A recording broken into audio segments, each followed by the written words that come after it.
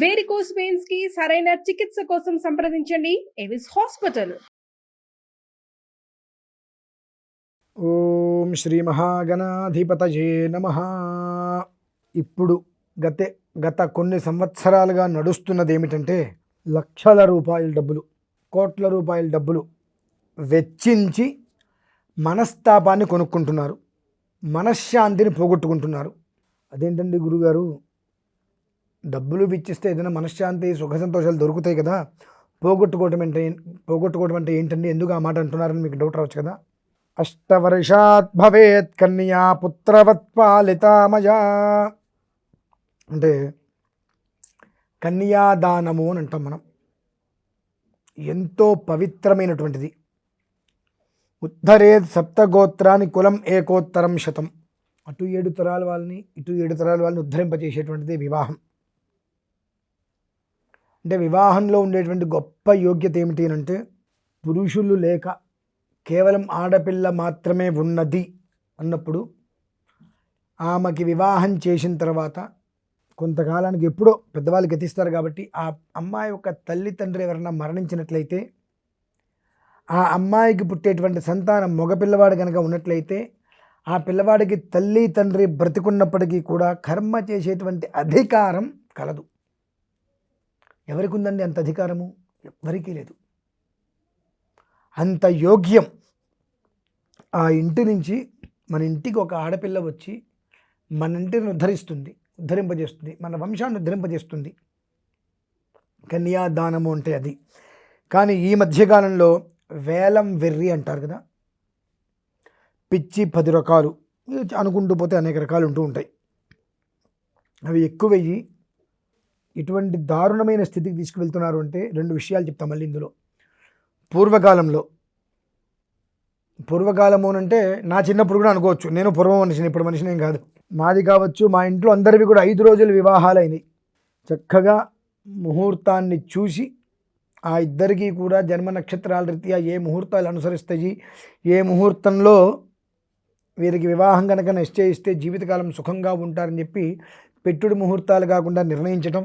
ఆ కన్యాదాన సమయం వరకు కన్యాం సాలంకృతాం సాధ్వీం సుశీలాయ సుధీమతే ప్రయతోహం ప్రయచ్ఛామి ధర్మకామార్థసిద్ధయే కన్యాం కనక సంపన్నాం కనకాభరణైర్యుతాం దాస్యామి విష్ణవే తుభ్యం బ్రహ్మలోకే జిగీషయా కన్యే మమాగ్రతో భూయా కన్యే మే దేవి పార్శ్వయో అనుకుంటూ చక్కగా శ్లోకాన్ని చెప్పి అమ్మాయి యొక్క చేతిని కొబ్బరి బొండంతో పిల్లవారి చేతిలో పాలతో పెట్టడం జరుగుతుంది.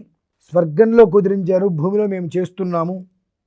ఆ జంట నిండు నూరేళ్ళు కూడా స్వర్గంలో ఉన్నట్టుగా సంతోషంగా ఉండాలి అని ఈ పెళ్లి చూపులప్పుడు కానీ ఎప్పుడూ కూడా ఒకళ్ళొకళ్ళు కనీసం చేతులు సెకండ్ కూడా ఇచ్చుకునే వాళ్ళు కాదు. పెళ్లి చూపులు అయిపోయి ఎవరిదారు వాళ్ళు వెళ్ళిపోయేవారు. అప్పట్లో కనీసం ఫోన్లు కూడా ఉండేవి కాదు మాట్లాడుకోవడానికి. ఇప్పుడు ఫోన్లు వచ్చినాయి, అన్నీ ఇక పెళ్ళికి ముందే అన్నీ అయిపోతున్నాయి. ఇది అవ్వలేదని చెప్పడానికి వీల్లేదు. అంతకు మించి ఏమిటంటే రకరకాలుగా ఇందాకన్నా పిచ్చి 10 రకాలు ఉంటుందని అన్నా కదా, అందులో ఏదో ఒక రకం ప్రీ వెడ్డింగ్ అని చెప్పి గాలిలోంచి వెళ్ళాడుతున్నట్టుగా, నిప్పుల మీద పోసుకుంటున్నట్టుగా, పూల మీద పోసుకున్నట్టుగా, చాక్లెట్లలో దొర్లినట్టుగా, బురదలో దొర్లినట్టుగా రకరకాలుగా చేసుకుంటూ వస్తున్నారు. ఇద్దరి జాతకాలని పరిశీలించి ఒక ముహూర్తాన్ని నిర్ణయించి ఆ ముహూర్తానికి కన్యాం దృష్ట్యా అన్నప్పుడు అంతకు మునిపే ఇటువంటి పనులన్నీ నువ్వు చేస్తున్నావు అని అంటే గ్రహముల యొక్క అనుగ్రహం నీకు ఎలా లభ్యమవుతుందో ఒకటి ఆలోచించుకోండి. ఇది నేను ఎంత చెప్పినా ఎవరికి ఉపయోగం లేదు. ఎందువల్లనంటే కాకరకాయ చేదుగా ఉంటుంది నా మాటలాగా. వాళ్ళ ప్రతిదీ కూడా మనకు ఫ్యాషన్ అయిపోయింది. ఏది ఫ్యాషను ఏది ఫ్యాషన్ కాదు కూడా మనకు అర్థం కావట్లా. 2, వివాహం చేసేటప్పుడు కొన్ని తప్పులు మాత్రం చేయకండి. ముందు ప్రీ వెడ్డింగ్ అని చెప్పి ఒకళ్ళ మీద ఒకటి పరి పొరలకండి ఫస్ట్ ఆఫ్ ఆల్. 2వ విధానం ఏంటంటే, వివాహం అయిన తర్వాత అందరికీ కూడా భోజనాలు పెడుతూ ఉంటారు. అక్కడ పిండాకుడు పెట్టకండి, ముష్టి వేయకండి ఎవరికి. అక్కడ భోజనం పెట్టండి. అన్న సంతర్పణ అంటారు కదా, ఎంతమంది చేతులు కడిగితే అంత శుభం ఆ ఇంటికి అంటారు కదా. అక్కడ పిండాకుడు అని ఎందుకు అంటున్నానంటే, చక్కగా కింద కూర్చోబెట్టి విస్తరి వేసి నీళ్లు చల్లి నెయ్యి అభికరించి ఆ తర్వాత పప్పు అవన్నీ వేసుకుంటూ వచ్చి చివరిలో అన్నం పెడతారు. మామూలుగా శుభకార్యాలకి. అశుభం అంటే మనిషి చనిపోయినప్పుడు ఇంట్లో పెద్దలకి కార్యక్రమాలు చేసినప్పుడు అన్నం తినేటప్పుడు దాన్ని పిండాకుడు అంటారు. అంటే ముందు ఆ విస్తట్లో కంచంలో అన్నం పెట్టిన తర్వాత మిగిలినవన్నీ వేస్తారు. ఇవాళ రోజులు పెళ్ళిళ్ళలో అదే జరుగుతుంది. ఇంకోటి ముష్టి అంటే ఏంటంటే ప్లేట్ పట్టుకొని అడుక్కోవడానికి వెళ్తాం. షూ వేసుకొని చక్కగా అన్నం పరబ్రహ్మ స్వరూపం అని అంటూ ఉంటాం కదా. ఆ పరబ్రహ్మ స్వరూపమైనటువంటి అన్నపూర్ణాదేవికి మనం ఇచ్చేటువంటి మర్యాద గౌరవం ఏంటి అంటే షూ వేసుకొని పళ్ళెం పెట్టుకొని చుట్టూతో తిరుక్కుంటూ అడుక్కుంటూ వాళ్ళు పెట్టింది ముష్టేషన్ తింటాం. అంతకన్నా వేసేవాడు కూడా పరమ పావనమైనటువంటి చేతులు, అంతకుమించి పవిత్రమైనటువంటి కాళ్ళకి బూట్లు వేసుకొని వడ్డిస్తూ ఉంటాడు. ఇలా ప్లేట్లు పట్టుకొని బొచ్చులు పట్టుకొని అడుక్కొని వెళ్తుంటారు. ఇటువంటివి సనాతన వైదిక ధర్మాన్ని సర్వనాశనం చేయటమే కాకుండా అలాంటి భోజనాల వలన అక్కడ పిండా కూడా అవుతుంది. భోజనం అవట్ల అందరికీ కూడా అన్న సంతర్పణ మనం చేయట్లా, పెళ్లి చేశాం కాబట్టి చక్కటి పంక్తి భోజనాలు పెట్టట్లా. కింద కూర్చోలేకపోయిన టేబుల్స్ మీద విస్తరాకు వేసి ఆ దిక్కుమాలిన పేపర్ వేస్తారు. పేపర్లు వేసి పేపర్ మీద విస్తరాకులు పెట్టేస్తారు. అంత మంగళం అయిపోతుంది. విస్తరాకులు వేసి చక్కగా ఆ విస్తరాకుల మీద అన్ని రకాల భోజనాలు మనం వడ్డించట్లా. ఒకవేళ వడ్డించే పరిస్థితి ఎక్కడైనా పొరపాటున వస్తే వడ్డిస్తున్నాం కానీ వీళ్ళు తినేస్తూ ఉంటారు. ఇక దేనికండి?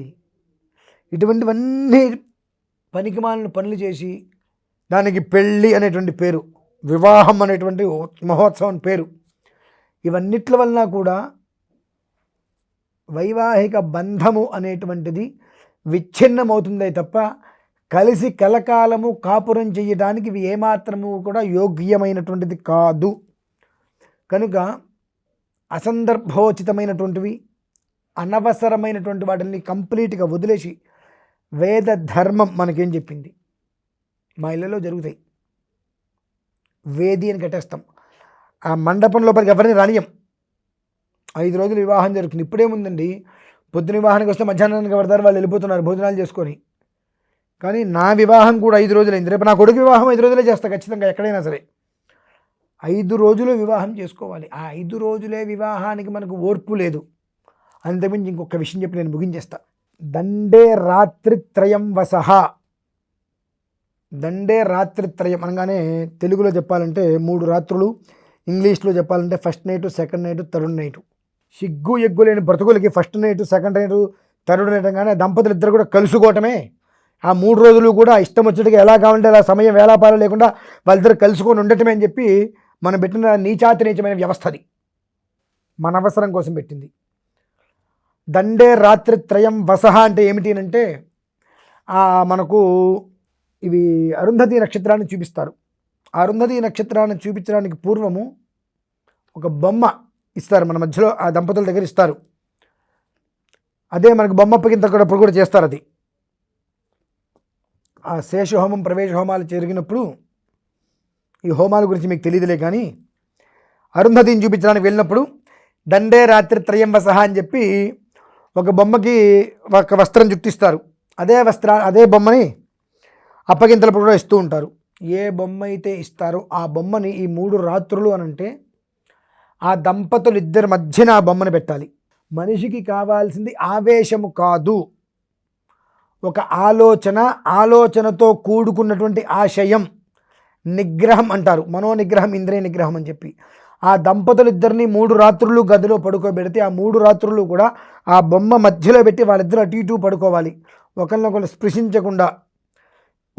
శ్వాస అనేటువంటిది ఎగశ్వాస దిగశ్వాస అనేటువంటిది కొంతమంది పక్కన కూర్చోగానే బొమ్మ మనం తట్టుకోలేము, ముట్టేసుకోవాలి, ఇంకెట్లా రకరకాలుగా వెళ్ళిపోతూ ఉంటారు. అవి ఏమీ లేకుండా చాలా నార్మల్గా ఒక మనిషి ఎలా అయితే కనుక పడుకుంటారో, ఒక అమ్మ దగ్గర నాన్న దగ్గర పడుకుంటే ఎలా పడుకుంటామో అలానే ఆ 3 రాత్రులు నిద్ర చేయగలగాలి.